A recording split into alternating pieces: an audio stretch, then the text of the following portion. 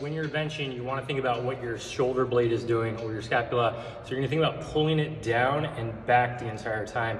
Now, to go through an exercise to help discover this range of motion, basically you're just going to bring your shoulder blades up, back, down, and then forward. And you're exploring that full range of motion of the shoulder blade.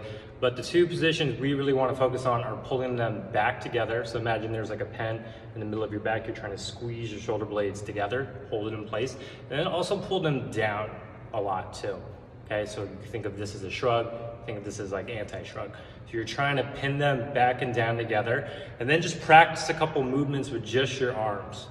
So the hard part is when you're pushing away, you have to keep the shoulder blades pulled back and down. You don't want them to go forward and up at the same time there. Okay, so in turn, it would look like this.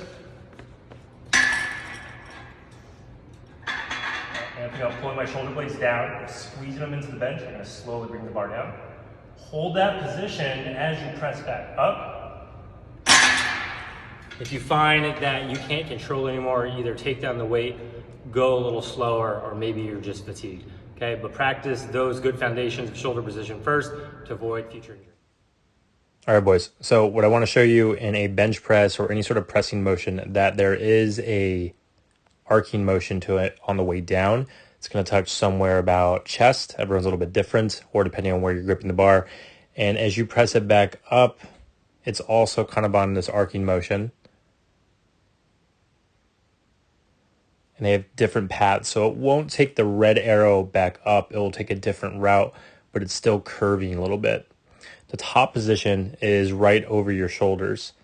But what you don't want to do is press the bar straight down, like if the green line was there, and then press it straight back up. That would put your elbows like out to the side, complete that action, and it's just not that strong of a movement that way.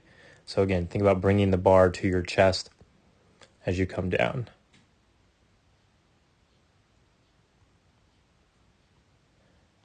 All right, the next point I want to make with you guys is your grip position.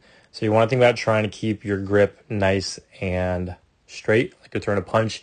You don't want your hand to like turn back where it's in not in your palm and it's closer to your fingertips. Okay, this is going to create better leverage when you have a stacked hand.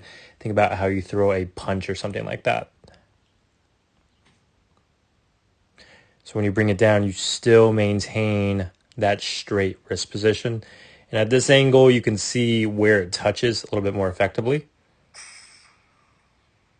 You could also hear the pattern of my breathing. I'm going to take a deep breath in on the way down, brace everything, and then breathe out a little bit on the way back up as I exert force there. All right, final point here. I want to show you what the wrist and elbow are doing to one another. So again, I have a straight wrist. And then my hand and elbow are going to be stacked right over each other. Okay, so your wrist always wants to be over your elbow. You don't want to think about like the elbows like coming in or something like that. You're going to squeeze the shoulder blades on the way up, like I said in the beginning, and then press right back up.